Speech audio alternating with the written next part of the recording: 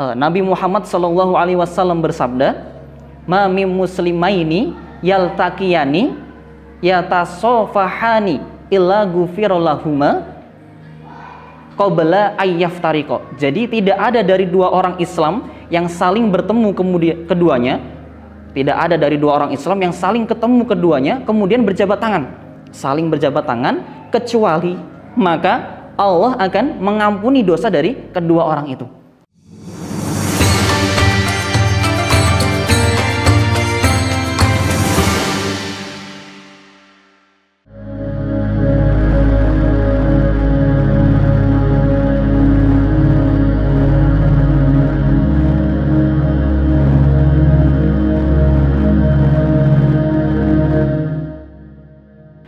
Assalamualaikum warahmatullahi wabarakatuh.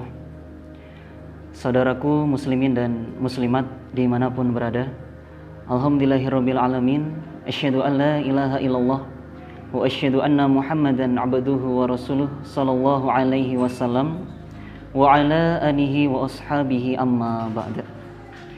Para muslimin dan muslimat dimanapun berada, kita patut bersyukur dan bangga, bahagia terhadap semua nikmat yang telah Allah berikan pada kita. Termasuk kita masih diberikan kesempatan, kita masih diberikan umur panjang, kita bisa menjumpai bulan Ramadan pada tahun ini. Merupakan nikmat yang begitu luar biasa. Bulan yang penuh dengan hikmah, bulan yang penuh dengan keistimewaan, bulan yang penuh dengan pengampunan, yaitu bagi orang-orang yang betul-betul bisa memanfaatkannya. Nabi Muhammad SAW bersabda, "Man soma Ramadana imanan wahtisaban ghufirallahu ma taqaddama min dzambi." Barang siapa yang berpuasa di bulan Ramadan dengan dua landasan, yaitu landasan yang pertama adalah keimanan dan landasan yang kedua adalah ihtisab. Ihtisab yaitu mencari pahala, mengharapkan pahala dari Allah, maka Allah akan mengampuni dosa-dosanya orang itu yang telah lalu. Jadi Allah membuka pintu pengampunan seluas-luasnya jika kita bisa betul-betul memanfaatkannya. Maka kita supaya mempersungguh, terlebih lagi tidak lama lagi bulan Ramadan ini akan meninggalkan kita. Beberapa hari lagi bulan Ramadan akan segera berakhir. Maka kita supaya memanfaatkan kesempatan ini sebelum bulan Ramadan ini berakhir, kita supaya memaksimalkan betul amalan-amalan kita, ibadah-ibadah kita manfaatkan, kita maksimalkan sakpol kemampuan kita. Bahkan ada yang menjelaskan bahwa ketika bulan Ramadan itu akan pergi, para sahabat sedih akan kepergiannya, karena kesempatan yang begitu luar biasa akan segera berakhir. Istilahnya ketika ada promo besar-besaran, tapi hanya sebentar lagi akan selesai. Maka betul-betul kita bisa memanfaatkan betul. Kita maksimalkan di beberapa hari terakhir ini, kita maksimalkan sakpol kemampuan kita. Nah, terutama termasuk di dalam lima sukses Ramadan. Yang pertama yaitu sukses puasanya.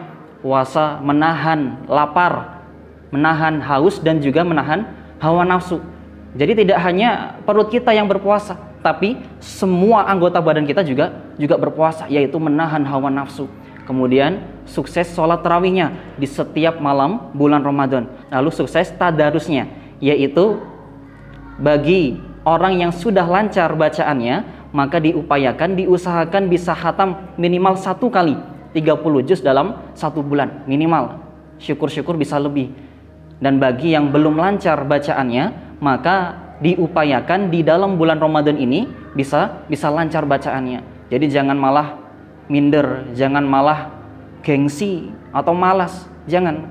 Juga bahkan dijelaskan ketika ada seseorang yang membaca Al-Quran tapi dengan terbata-bata, maka kemudian dia mau mempersungguh, mau membenahi dan mau mempersungguh untuk bisa, maka Allah akan mengganjar dengan 2 kali lipat.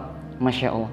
Kemudian yang keempat yaitu sukses Lailatul Qadarnya, yaitu dari malam ke-21 sampai malam ke-29 atau malam ke-30.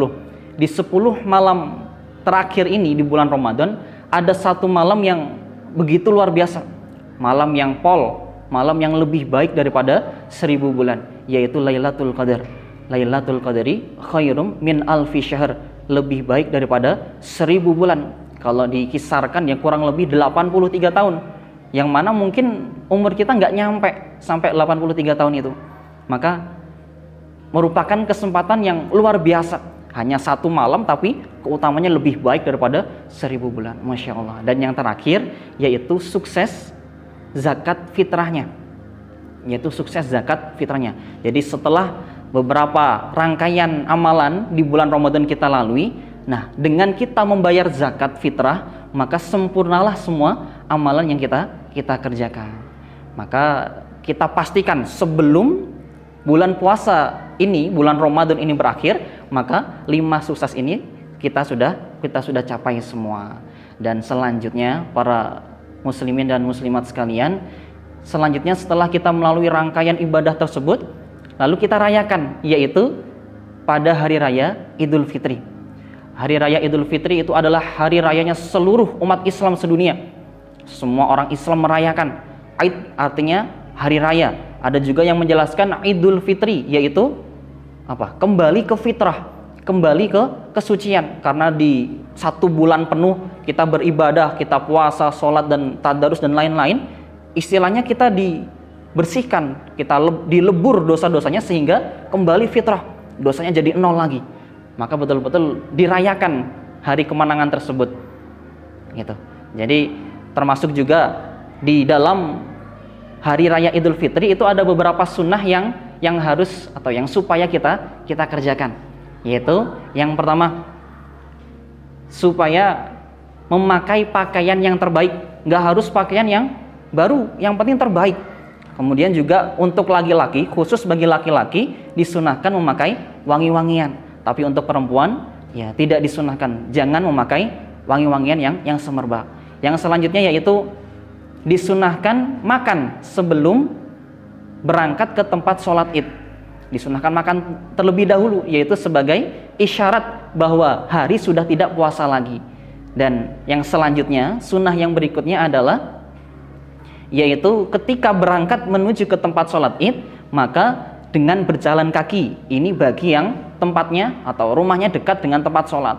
Tapi kalau yang jauh ya boleh pakai kendaraan. Jadi yang tempatnya dekat disunahkan dengan jalan kaki dan juga sambil membaca takbir atau takbiran. Lalu kemudian setelah sholat id, yaitu disunahkan mencari, ketika mau pulang ke rumah disunahkan mencari jalan yang lain selain ketika mau berangkat. Jadi disunahkan cari jalan yang lainnya. Itu termasuk sunnah yang ada di dalam hari raya Idul Fitri. Para saudara muslimin dan muslimat yang berbahagia, termasuk di hari raya Idul Fitri itu disunahkan untuk saling mengucapkan selamat, disunahkan untuk saling berjabat tangan, disunahkan untuk saling menyambung silaturahim. Dimulai dari mengucapkan selamat dengan ucapan selamat hari raya, dengan ucapan taqabbalallahu minna wa minka bagi laki-laki, taqabbalallahu minna wa minki bagi perempuan, taqabbalallahu minna wa minkum bagi orang banyak dan lain sebagainya. Kemudian juga dengan berjabat tangan. Bahkan Nabi Muhammad SAW bersabda, "Ma mim muslimaini yaltaqiyani yatasofahani illa ghufirallahuma qabla ayyaftariqo." Jadi tidak ada dari 2 orang Islam yang saling bertemu keduanya, tidak ada dari 2 orang Islam yang saling ketemu keduanya kemudian berjabat tangan, saling berjabat tangan, kecuali maka Allah akan mengampuni dosa dari kedua orang itu. Jadi dosa-dosanya itu rontok dari sela-sela jarinya. Masya Allah. Kemudian juga disunahkan untuk menyambung silaturahim. Yang dimaksud menyambung di sini yaitu ya yang namanya menyambung, yang awalnya putus itu disambung. Jadi mungkin yang awalnya sudah lama tidak ketemu, maka ditemui, maka didatangi. Yang awalnya mungkin bahkan karena suatu masalah akhirnya diem-dieman atau bahkan saling bermusuhan mungkin, maka supaya disambung, keporong ngalah, rebutan ngalah, meskipun yang salah dia, meskipun yang salah keluarga kita, kerabat kita, saudara kita itu, tapi ya tetap kita yang keporong ngalah, rebutan ngalah. sehingga kita bisa melaksanakan sunnah tersebut, yaitu menyambung silaturahim, menyambung famili. Karena keutamaan menyambung famili itu sangat luar biasa. Yaitu dijelaskan Nabi Muhammad ketika berkhutbah di hari raya Idul Fitri, di dalam khutbahnya Nabi bersabda. Di dalam khutbahnya Nabi bersabda, Ayyuhal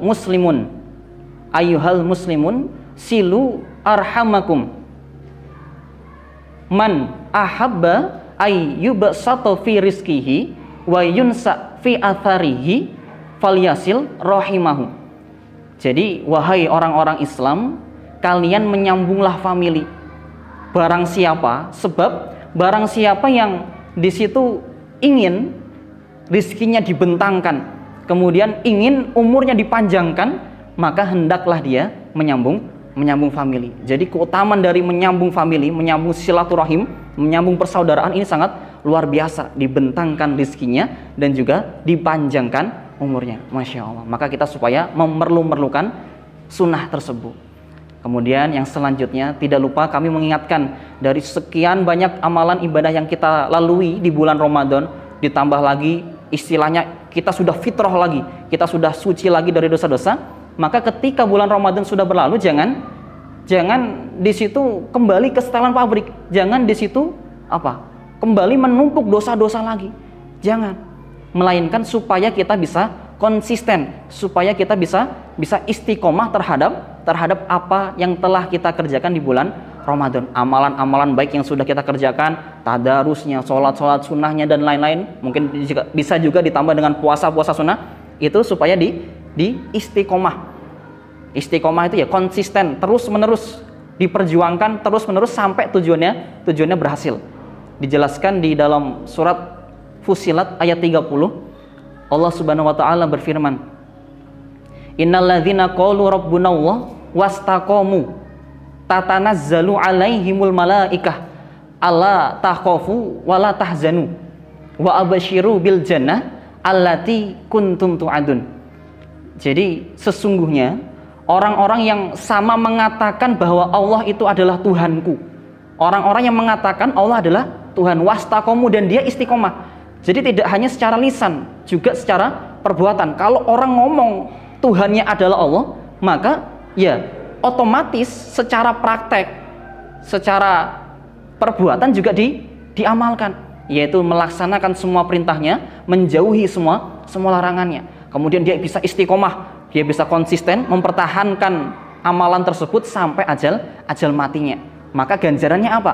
Tatanazzalu alaihimul malaikah. Allah menurunkan para malaikat turun, kemudian malaikat ngomong ke mereka, ala takhafu wala tahzanu, kalian jangan susah, kalian jangan khawatir, wa absyiru bil jannah allati kuntum tu'adun, dan kabarilah mereka dengan kabar gembira bahwa mereka mendapatkan surga yang telah Allah janjikan pada kalian.